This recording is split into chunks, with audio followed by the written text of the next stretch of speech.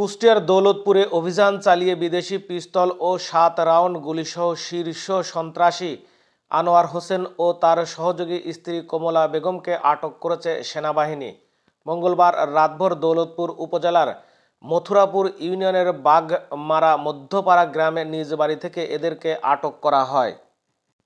বাংলাদেশ সেনাবাহিনীর কুষ্টিয়া ক্যাম্প সূত্র জানান, হত্যা, মাদক ও অস্ত্রসহ একাধিক মামলার এজাহারভুক্ত আসামি আনোয়ার অস্ত্রসহ নিজ বাড়িতে অবস্থান করছে।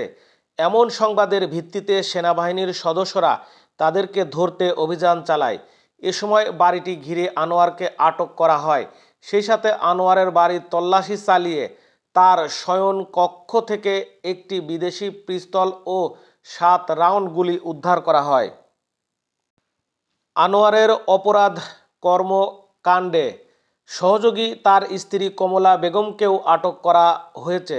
আটক করে ক্যাম্পে নিয়ে আসে সেনা সদস্যরা। প্রাথমিক জিজ্ঞাসাবাদে আনোয়ার সীমান্তবর্তী এলাকায় অস্ত্র, মাদক ও চোরাচালান সহ নানা অপরাধে জড়িত থাকার কথা স্বীকার করেছে। আটককৃতদের অস্ত্র আইনে মামলাসহ দৌলতপুর থানায় হস্তান্তর করা হবে বলে জানান সেনা ক্যাম্প।